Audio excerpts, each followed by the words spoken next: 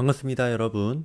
지난 시간에는 하나님의 창조와 섭리에 대해서 배웠습니다. 하나님께서 모든 만물을 창조하시고 지금도 그 만물을 보존하고 다스리신다는 걸 알게 되었죠. 오늘은 하나님의 창조 중에서도 가장 특별한 존재인 바로 인간에 대해 알아보려고 합니다. 세상의 수많은 피조물 중에서 왜 인간만이 특별한 걸까요? 무엇이 인간을 다른 모든 생명체와 구별하게 하는 걸까요? 바로 하나님의 형상입니다. 인간만이 가진 이 특별한 특성을 통해 우리는 우리 자신의 정체성과 목적을 발견할 수 있습니다. 네, 오늘 소리문답 신문을 통해 우리가 누구인지, 왜 존재하는지, 그렇다면 어떻게 살아야 하는지 그에 대한 깊은 통찰을 얻어보려고 합니다. 함께 살펴보도록 하겠습니다. 네, 이제 소리문답 신문의 질문과 답을 살펴보겠습니다. 하나님은 사람을 어떻게 창조하셨습니까? 하나님은 사람을 남자와 여자로 창조하시되 하나님의 형상을 따라 지식과 의와 거룩함이 있게 하셨고 다른 모든 피조물을 다스리게 하셨습니다. 네, 여러분, 이것은 인간의 성별이 하나님의 계획이라는 걸 보여주는 참 중요한 말씀입니다. 또 하나님의 형상을 따라 지식과 의와 거룩함이 있게 하셨다라는 건 하나님의 형상의 의미가 되게 구체적으로 설명되고 있는 부분이죠. 그리고 여러분, 다른 모든 피조물을 다스리게 하셨습니다 라는 부분은 인간에게 특별한 권한과 책임이 주어졌다는 걸 말합니다. 이것이 인간 창조의 세 가지 핵심 진리입니다. 우리는 남자와 여자로 창조되었고 하나님의 형상을 지니고 있으며 다른 피조물을 다스리는 책임을 맡았다. 네, 이제 이 세 가지를 하나씩 조금 더 자세히 살펴보도록 하겠습니다. 네, 오늘 다룰 주요 개념들을 자세히 살펴보겠습니다. 먼저 하나님의 형상입니다. 하나님의 형상이란 무엇일까요? 하나님의 형상은 우리가 하나님의 속성을 반영하는 존재라는 뜻입니다. 이는 외모가 아니라 내적인 특성을 말하는 것이죠. 그 구성 요소는 세 가지로 소개가 됩니다. 첫째로 지식입니다. 아담이 모든 동물에게 이름을 지어준 것처럼 우리는 세상을 이해하고 분별할 수 있는 능력을 가졌습니다. 네, 둘째로 의입니다. 이는 하나님 앞에서 올바른 것을 행할 수 있는 능력, 하나님께서 기뻐하시는 삶을 살 수 있는 능력을 말하는 거죠. 네, 세 번째로 거룩함입니다. 하나님께서 순결하고 구별된 삶을 살 수 있도록 우리에게 주신 능력입니다. 이 하나님의 형상이 바로 인간의 특별함과 존엄성의 근거이죠. 다음으로 남자와 여자로서의 창조를 또 보면 좋겠습니다. 하나님께서는 사람을 단순히 인간으로 창조하지 않으시고 남자와 여자로 창조하셨습니다. 이것은 성별이 하나님의 계획에 포함이 되어 있는 것이고 또 서로를 보완하도록 설계되었다라는 걸 보여줍니다. 결혼과 가정은 하나님의 신적 설계의 일부로서 단순히 행복을 위한 어떤 관계가 아니라 하나님의 영광을 위해서 서로 협력하는 관계라는 걸 우리가 여기서 기억해야 하겠습니다.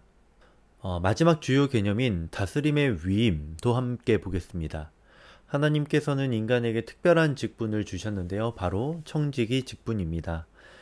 청지기란 주인의 재산을 대신 관리하는 사람입니다.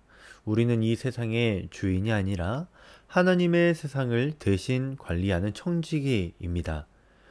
근데 이 다스림에는 권한과 책임이 함께 주어지죠. 우리에게는 이 세상을 다스릴 권한이 있지만 동시에 그것을 잘 보존하고 발전시킬 책임도 있습니다. 그래서 권한만 주장하고 책임을 외면하는 것은 하나님의 뜻이 아닌 겁니다. 궁극적으로 우리는 피조세계를 향한 하나님의 대리인으로 부름받았습니다. 우리가 세상을 어떻게 다스리느냐에 따라서 하나님의 성품이 이 세상에 드러나게 될 겁니다. 자연을 파괴하는 것이 아니라 가꾸고 생명을 학대하는 것이 아니라 보호하는 것, 그것이 하나님의 대리인으로서의 올바른 역할입니다. 이것이 바로 우리 인간에게 주어진 특별한 위치이자 책임입니다. 하나님의 형상을 지닌 존재로서 하나님의 방식으로 세상을 다스리는 겁니다. 네, 이제 우리가 배운 내용의 성경적 근거를 보겠습니다. 먼저 창세기 1장 28, 29절의 말씀인데요. 하나님이 자기 형상, 곧 하나님의 형상대로 사람을 창조하시되 남자와 여자를 창조하시고. 네, 이 구절은요, 인간 창조의 기본 텍스트입니다. 여기서 우리는 세 가지 진리를 확인할 수 있는데요. 하나님의 형상으로 창조된 것, 그리고 남자와 여자로 창조된 것, 그리고 다스림의 명령을 받은 것, 이 세 가지 중요한 것을 살펴볼 수 있습니다. 다음으로 시편 8편의 말씀입니다. 사람이 무엇이기에 주께서 그를 생각하시며 라는 이 말씀. 네, 이 구절에서 다윗은 경이로움을 표현합니다. 인간이 무엇이기에 이토록 특별한 존재로 지음받았는가. 하나님보다 조금 못하게 하시고 영어와 종기로 관을 씌우셨다라는 이 표현은 인간의 놀라운 지위를 우리에게 보여줍니다. 마지막으로 골로새서 3장 10절입니다. 새 사람을 입었으니 이는 자기를 창조하신 이의 형상을 따라 지시기까지 새롭게 하심을 입은 자니라. 네, 이 구절은 죄로 인해 훼손된 하나님의 형상이 그리스도 안에서 회복되고 있음을 말해줍니다. 우리는 새 사람을, 즉 그리스도 안에서 회복된 하나님의 형상을 입게 됩니다. 네, 이렇게 성경은요, 인간의 창조와 그 의미, 그리고 하나님의 형상을 회복한다는 것에 대한 일관된 메시지를 구약에서부터 신약까지 우리에게 계속 전해주고 있습니다.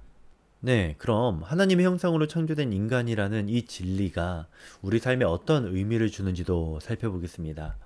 먼저 개인적 차원에서의 적용을 생각해 보자면 하나님의 형상 회복하기입니다. 죄로 인해 훼손된 하나님의 형상을 그리스도 안에서 우리가 회복하는 것이 우리의 참된 목표가 되겠죠. 네, 둘째로 지식의 거룩함의 실천입니다. 말씀 공부를 통해 하나님을 아는 지식을 쌓고 또 올바른 삶의 선택을 통하여서 의를 실천하며 세상과 구별된 삶으로 거룩함을 추구하는 것, 그것이 바로 그 올바른 실천이 되겠습니다. 네, 다음으로는 관계적 차원에서 우리가 적용해 보겠습니다. 먼저 여러분, 모든 사람의 존엄성을 인정하는 것, 그것이 정말 중요하겠습니다. 모든 사람이 하나님의 형상을 지닌 존재임을 기억할 때에 인종과 성별, 나이와 지위와 상관없이 모든 사람을 존중할 수 있을 겁니다. 네, 둘째로 성별의 고유성과 상호 보완성을 존중하는 것입니다.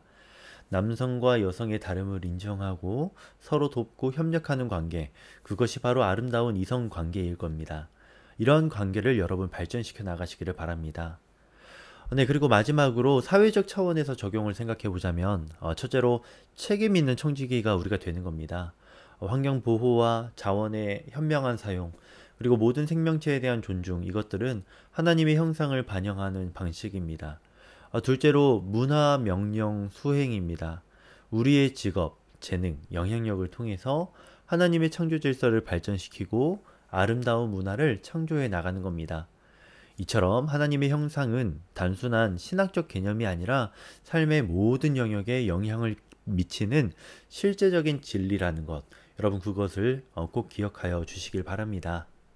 네, 이제 여러분이 가장 궁금해하실 만한 질문들을 몇 가지 살펴보겠습니다. 첫 번째 질문, 하나님의 형상이 죄로 인해 완전히 사라진 것입니까?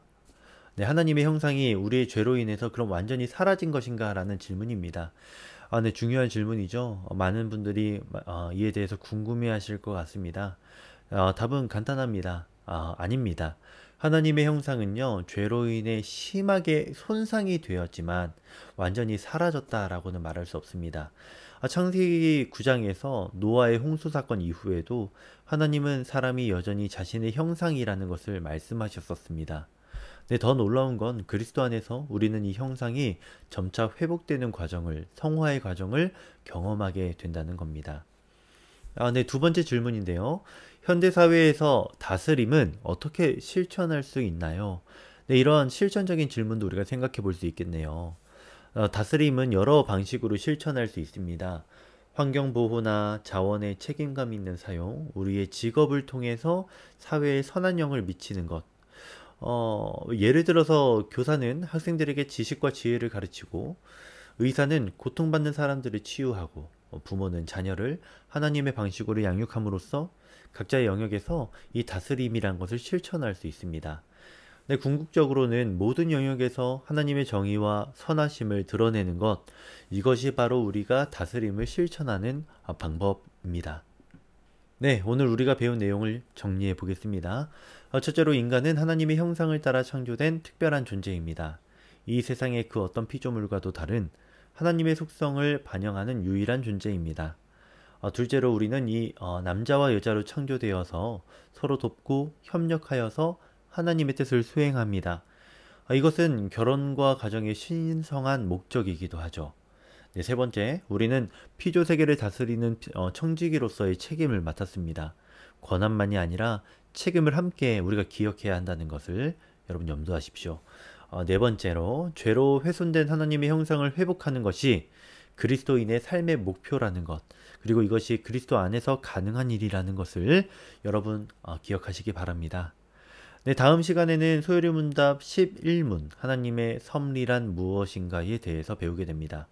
오늘 배운 하나님의 창조에 이어서 하나님께서 어떻게 이 세상을 다스리시는지 더 깊이 이해하는 시간이 될 겁니다.